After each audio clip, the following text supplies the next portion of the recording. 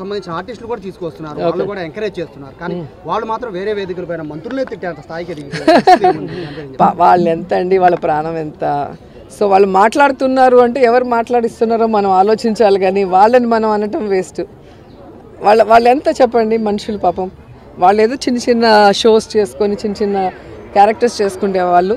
మీకు తెలియదు ఏముంది, మెగా ఫ్యామిలీలో 6-7 మంది హీరోలు ఉన్నారు కాబట్టి వాళ్ళకి వ్యతిరేకంగా మాట్లాడితే ఇక వాళ్ళకి సినిమా ఇండస్ట్రీలో ఏమీ లేకుండా చేస్తారన్న భయంతో ఆ కుటుంబంతో ఉన్నారు, కానీ ప్రేమతో ఎవరు లేరు. నిజంగా ప్రేమ ఉంటే వాళ్ళు ప్రకాష్ రాజ్కి సపోర్ట్ చేసినప్పుడు మా అసోసియేషన్ ప్రెసిడెంట్గా ఎందుకు గెలవలేదు?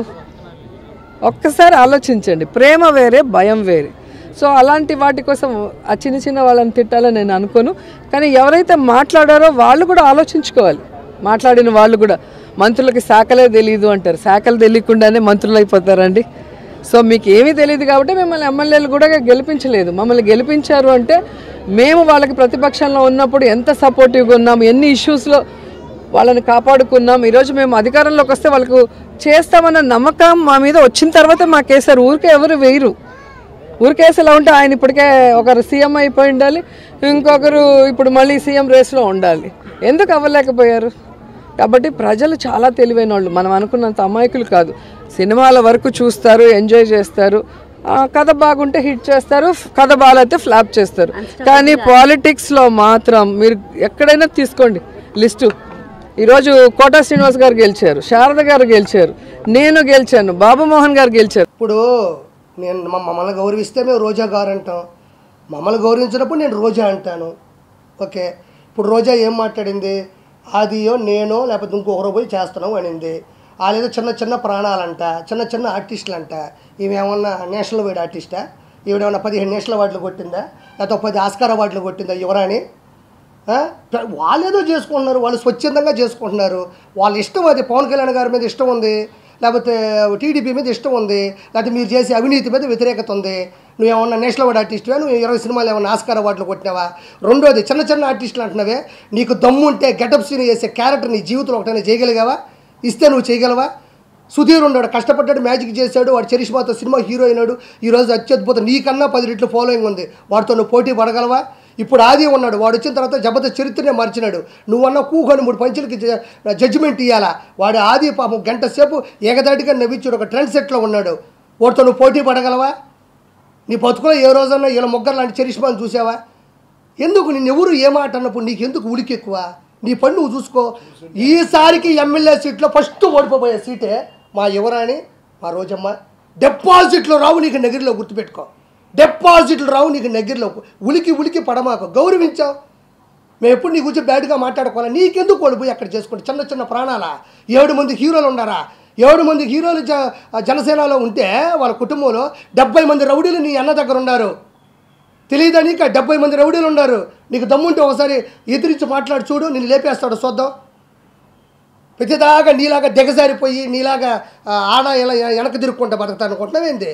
వాళ్ళు స్వచ్ఛందంగా పడినారు, వాళ్ళు ఇష్టం ఉంటే ఉంటారు, లేకపోతే పోతారు. నోరు మూసుకొని నీ పబ్లిసిటీ నువ్వు చేసుకో.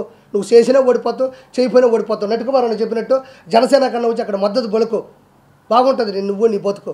ఇంకేటన్నా వస్తుంది, రేపో ఎల్లుండో వస్తుంది. నగిరిలో ఏముంది? నేను వచ్చిన నగిరికి నీ వల్ల నేను ఎదవనైపోయినాడా? ఏముంది నగిరిలో నువ్వు చేసిన అభివృద్ధి? వారం పెడితే చాలు, నీ అంత తాళపాక అన్నం వెళ్ళినట్టు వెళ్తుంటావు పైకి. వెంకటేశ్వర స్వామి అంటే అంత ఇష్టం, అంత ప్రేమ ఉన్నప్పుడు అన్న చేసే దుర్మార్గాన్ని ఎందుకు అడగలేకపోతున్నావు? 30 మంది కావాలి నీకు, ఒకరు కాదు. అమ్మ పెద్ద టీం నీకు, తిరుమల టీం ఉంటుంది నీకు, వేసుకొని పోతా ఉండాలా. తిరుమలకి అన్నకి సామాన్య భక్తుడు తిరుమలకి వెళ్తే నీ అన్నకి ఇష్టం ఉండదు. ఎందుకంటే పాపం వాడి దగ్గర 1 రూపాయి డబ్బులు ఉండవు, వాడు అన్నదానం తింటాడు, హుండీలో డబ్బులు లేడు పాపం. మీ అన్న 30,000 పెట్టి వెంకటేశ్వర స్వామి దగ్గరకు వచ్చినాడే గొప్పవాడు. ఉండు నీకు జూన్ 4వ తారీఖు మొత్తం అందరి లెక్కలు జాలస్తాము. హైదరాబాద్ మారుస్తుంది. జగన్మోహన్ రెడ్డి లండన్ అని పెట్టుకున్నాడు, ఎందుకంటే అదే లండన్లో విజయమాల్య ఉన్నాడు, దొందే 2 ఒకటే ఆడిపోతాడు. మా విజయసాయిరెడ్డి ఉన్నాడు, ఏమిరెడ్డి గారి ఇంటర్వ్యూ కూడా బీకలేని విజయసాయిరెడ్డి ఏటు ఏమన్నా ఏమిరెడ్డి ప్రభాకర్ రెడ్డి గారికి పైన విజయసాయిరెడ్డి దిగినాయంటే మీ అతి చేష్టాలు, మీ ఆకృతి చేష్టాలు కాబట్టి ఏమన్నా చేయగలరా మీరు? ఎవరికి? ఓహో, మనోడు అందుకే మొన్న అంటున్నాడు కాలేజీ రూమ్ అంటున్నాడు. అది ఈసారికి కూటమి వస్తుంది, అవతలోడికి ఓటం వస్తుంది. దయచేసి నేను అడిగిన ప్రణాళికల్ని చెయ్యండి. నేను నిష్పక్షపాతంగా స్వచ్ఛందంగా మాట్లాడుతున్నాను. ఈ విషయం ఎవరూ మాట్లాడలా. మన మతాన్ని మనం కాపాడుకుందాం, దయచేసి మన హిందుత్వాన్ని కాపాడుకుందాం. పైన లడ్డు ఇంత ముందులాగా ఉండాలా, అన్నదానం బాగుండాలా, ప్రపంచంలో నలుదిక్కులు వచ్చే వాళ్ళకి అన్ని ఫెసిలిటీస్ ఇవ్వాలా, అందరికీ ఉండాలా, అన్ని మతాలు బాగుండాలా. ఇది నేను మాట్లాడింది. ఈ మా అన్న నాకు ఖచ్చితంగా సీఎం రేసులో ఉండరు, గెలవాలా. 140 నుంచి 150 సీట్లు. నేను అనుకున్న పద్ధతులు ఎక్కువ మాట్లాడాలి. ప్రతిసారి పింఛన్లే, రోడ్లు బాగుపోయిన పర్లే మాకు పింఛన్ ఇచ్చాడు. మా ఇంట్లో ఎవరికన్నా ఉద్యోగం లేదు అయినా 3000 పింఛన్ ఇచ్చాడు. మా ఇంట్లో మా పిల్లోడు మనవుడు గంజాయి తాగుతున్నాడు అయినా నాకు పింఛన్ ఇచ్చాడు.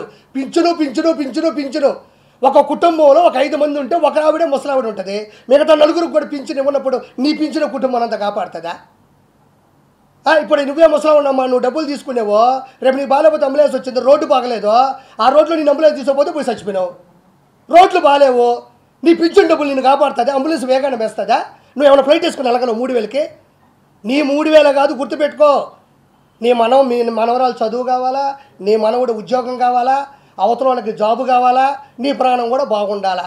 ఒక్క పింఛన్ వల్లే కుటుంబాలు బాగుండాలి. రోజా గారు వాళ్ళ ప్రాణం అనగా ఎంత పాపం, వాళ్ళు ఏదో చిన్న జబర్దస్త్ స్కిట్స్ గట్ట చేసుకుని వాళ్ళకి భయం సినిమా ఇండస్ట్రీలో. ఎందుకంటే వాళ్ళదంతా పెద్ద గ్రూపు, బోల్డ్ సినిమాలు, బోల్డ్ హీరోలు. అందుకని చెప్పి వాళ్ళకి భయపడి వచ్చి వాళ్ళు ఏదో ఒక ప్రయత్నంగా వచ్చి చేస్తారు. వాళ్ళని అంత సీరియస్గా తీసుకోవాల్సిన అవసరం లేదు, వాళ్ళు చిన్న లైఫ్లు అన్నట్టుగా కామెంట్ చేశారు ఆవిడ. మీరేమో చూస్తే ఎండల్లో, దారుణమైన ఎండల్లో వెళ్ళి అంత కష్టపడి ప్రచారం చేసి వచ్చారు. ఈ రెండింటిని అసలు పబ్లిక్ ఎలా తీసుకోవాలంటారు? సార్ అంటే మెగా ఫ్యామిలీలో సినిమాలు అంటే ఇప్పటివరకు ఎన్ని చేశాను మీకు తెలుసు. అక్కడ ఇండస్ట్రీలో ఎన్ని సినిమాలు మిగతా హీరోలతో అందరూ చేస్తున్నాను, అక్కడ చేస్తున్నాను. సో నేను ఎన్టీఆర్ గారితో చేశాను, వెంకటేష్ గారితో చేశాను, నాని గారితో చేశాను, మిగతా హీరోలందరితో చేస్తున్నా కదా సార్. ఆఫర్స్ ఇక్కడి నుంచి రావట్లేదు నాకు, ఇక్కడే కాదు కదా సార్, అన్నీ చేస్తున్నా. చిన్న ప్రాణాలు అంటే మరి చిన్న ప్రాణాలైనా కామెంట్లో తీసుకుంటా సార్, చిన్న కామెంట్లో తీసుకుంటా సార్. రోజా ఏమనింది? గాలి నా కొడుకులు అనిందా? నేను ఒకటి అడుగుతాను. హాఫ్ లేటు మా రోజక్క ప్రెస్ మీట్లు చూస్తున్నా, మళ్ళీ పాత రోజక్క వచ్చేసింది బయటికి.